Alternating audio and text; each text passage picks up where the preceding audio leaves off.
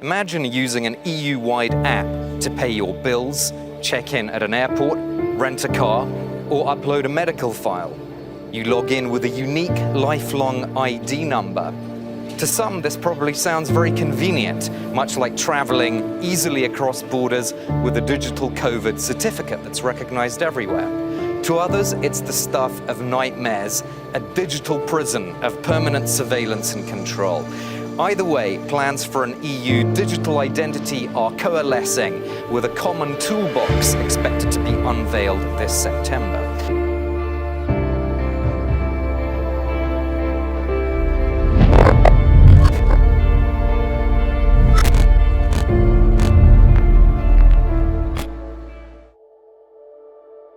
Water is essential for all life. Without it, we would cease to exist. But what if your ability to access water could be manipulated and even restricted? What if a trip to the grocery store meant complying to a set of rules? Or what if filling up at the gas station came with strings attached? Would you violate your conscience?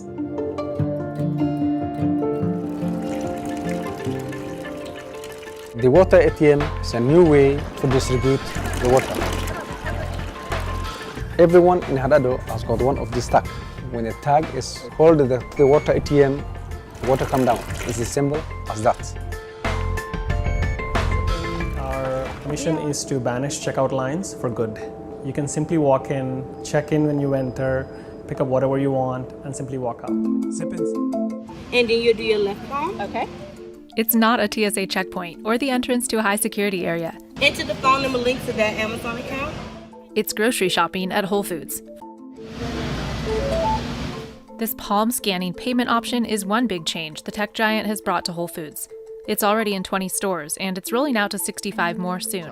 National Fuel Pass is a system that assigns a personalized, unique QR code for consumers, enabling equitable access to the country's fuel supply through a quota allocation system.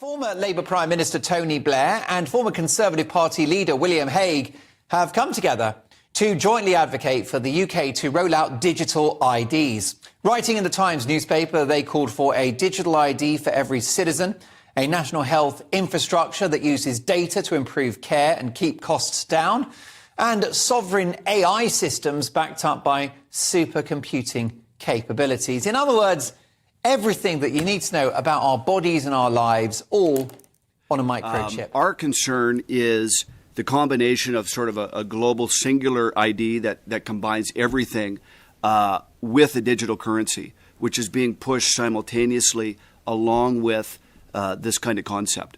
So our concern is that you get to the point where it's very easy to literally flip a switch and prevent you from participating in society. Imagine a future where artificial intelligence watches you try and charge your electric vehicle or put fuel in your old car and decides you've already emitted too much CO2 this month. Result, no power or fuel for you.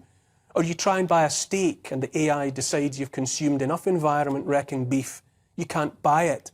Imagine you want to travel to London for a meeting and the AI decides you've tweeted something the government doesn't like. No ticket for you. The usual voices will say all of this is just conspiracy theory, but the past 3 years have proved that today's conspiracy theory is tomorrow's fact.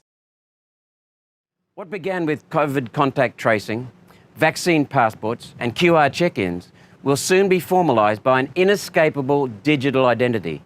It signals the complete end of consumer privacy, the end of citizen anonymity, and the beginning of a big brother digital age that treats the people of Australia as products rather than free human beings.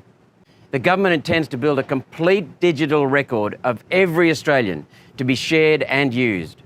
Our medical history, our shopping preferences, who we associate with, whether our choices are really so-called green, Social Security, veteran services, travel records, website viewing, employment status, and social media comments.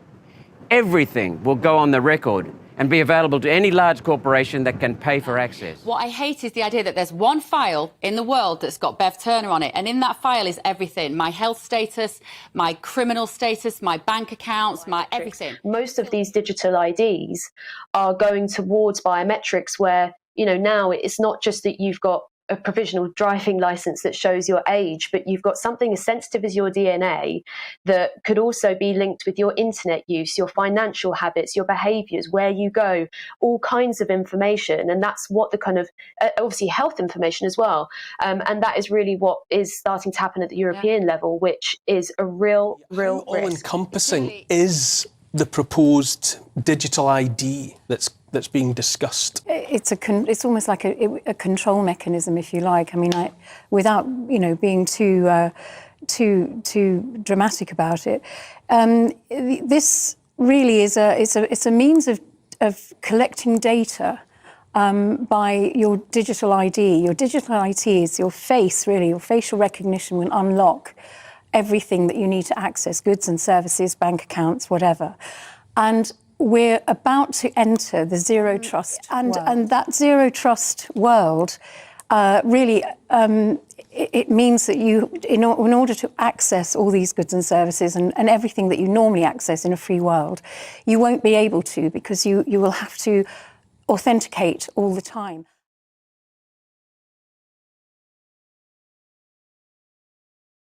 How much of the infrastructure is already there? You know, you talk about facial recognition, you know, in terms of the cameras that will do this all around us. I know they're on the phones and on the screens.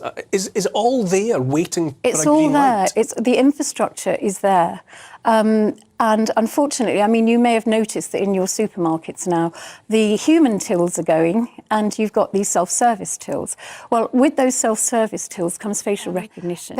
You will be given your carbon credits, and when those are done, when you've expired them, maybe you've bought too much, whatever, they don't like meat or whatever. You know, the biometrics in the supermarkets, and there will be biometric doors eventually. That's what Tesco's are looking at the moment. You know, those doors don't open if you're facial recognition.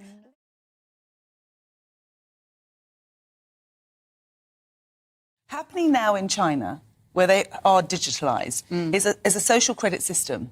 So you and I, who spoke out about lockdown, we knew the damage it would be doing to our children. We knew the damage it would do to our healthcare. We knew the damage it would do to our society and to our funds. And we're in this state because of what they did to us over lockdown. You and I would be locked up. And if we weren't locked up, we would have no social credit. You wouldn't be able to go to the cinema. You wouldn't be able to go out. You'd be completely controlled because you didn't have the same opinion of those that are controlling the digital ID. We've all heard about the Chinese model of surveillance and social credit score. So it's not paranoia, is it? It's not conspiracy theory to say that if there's the will in government to transform this into something whereby your behaviour online can be a mark against you or in your favour, that's not conspiracy theory, is it? No, it's all the facts are there.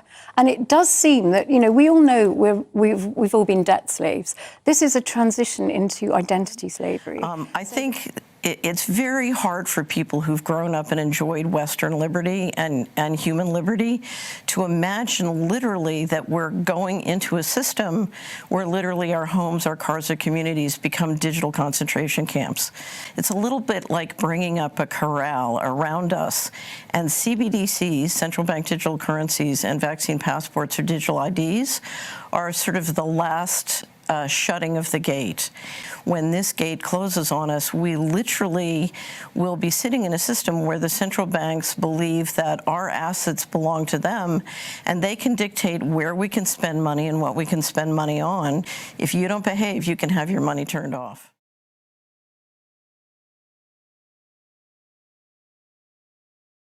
I would note that generally, we do live in a society right now that is very polarized and divided. And we're seeing governments on both sides stir up the population, where we have, you know, the government saying, the Prime Minister, for example, saying terrible things about the unvaccinated. We have, you know, people saying, well, if you don't get vaccinated, you deserve to die, things like this. These are examples. But the fact is that the climate is there for the government to be able to say, you know what, these people, as Justin Trudeau said, are racist and misogynist, whatever. We have to deal with how much longer do we have to tolerate these people? And when you start speaking like that and you have an infrastructure wherein you could potentially turn the switch off on those people, to me, that's 1 + 1, and all you need now is equals 2.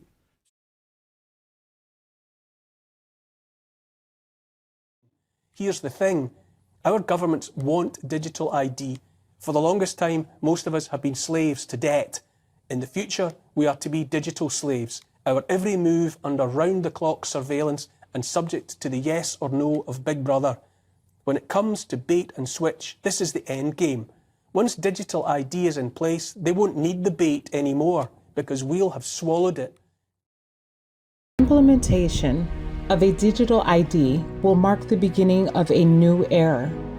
An era in which men in powerful positions will seek to control the consciences of men. The time is not far distant when the prophecy of the revelation will be fulfilled, when no man might buy or sell save he that had the mark.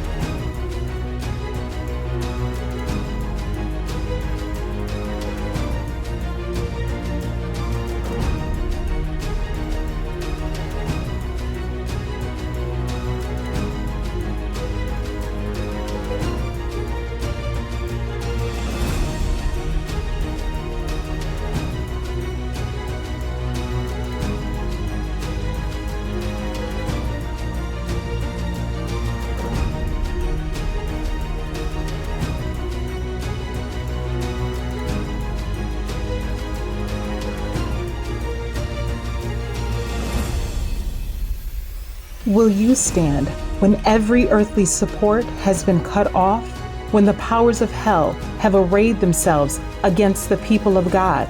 Will you stand with your face to the foe and say, though he slay me, yet will I trust him?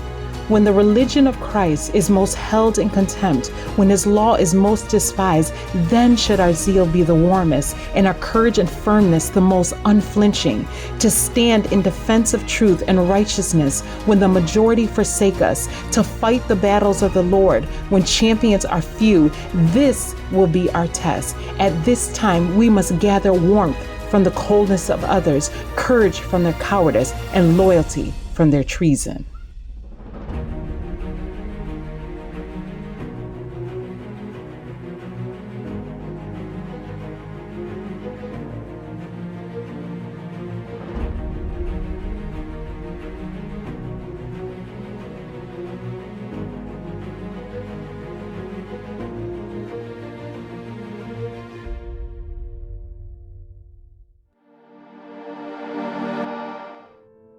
So, beloved, because I love you, I want to say this. There's coming a crisis. But you don't have to be fearful. Just spend more time in watching and praying. Our message is a life and death message. We are to make it appear as the great power of God. The perils of the last days are upon us.